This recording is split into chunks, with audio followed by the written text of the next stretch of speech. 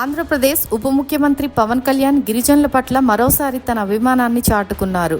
ఇటీవల పార్వతీపురం మన్యం జిల్లా మక్కువ మండలంలో పలు గిరిజన గ్రామాల్లో సందర్శించి వారితో మమేకమయ్యారు పవన్. వారి బాగోగులు అడిగి తెలుసుకున్నారు. గిరిజనుల కష్టాలు తెలుసుకుని చలించిపోయారు. తమ గిరిజన గ్రామాలకు రహదారి సౌకర్యం లేదని తెలుసుకున్న పవన్ కళ్యాణ్ వెంటనే ఆయా గ్రామాలకు పంచాయతీరాజ్ మంత్రి హోదాలో రోడ్డు నిర్మాణాలకు శ్రీకారం చుట్టారు. పలు గ్రామాలకు యుద్ధ ప్రాతిపదికన రోడ్ల నిర్మాణం పూర్తి చేశారు. పవన్ తమ పట్ల చూపిన ప్రేమకు ఫిదా అయ్యారు.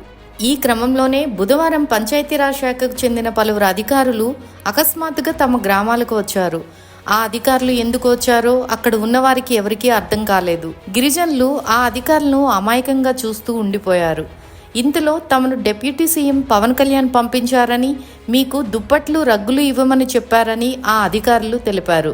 ఈ క్రమంలోనే వాహనాల్లో నుండి పెద్ద పెద్ద బాక్సులు బయటకు తీసి వాటిలో ఉన్న దుప్పట్లు రగ్గులను స్థానిక గిరిజన మహిళలకు పంచారు. ఇలా మక్కువ మండలంలో మొత్తం 6 గిరిజన గ్రామాల్లో దుప్పట్లను పంచారు. వర్షాకాలం సీజన్ జరుగుతుండగా రాబోయే శీతాకాలం సమయంలో గిరిజన కుటుంబాలు చలి నుండి రక్షించుకోవాలనే ఉద్దేశంతో ఈ సహాయం అందించినట్లు తెలిపారు.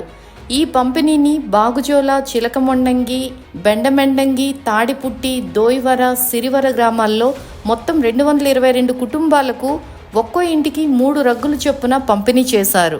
ఈ సహాయం అందుకున్న గిరిజనులు తమ ఆనందాన్ని వ్యక్తం చేశారు. పవన్ కళ్యాణ్ ప్రత్యేక శ్రద్ధతో తమను గుర్తించుకొని సహాయం అందించడం పట్ల కృతజ్ఞతలు తెలిపారు.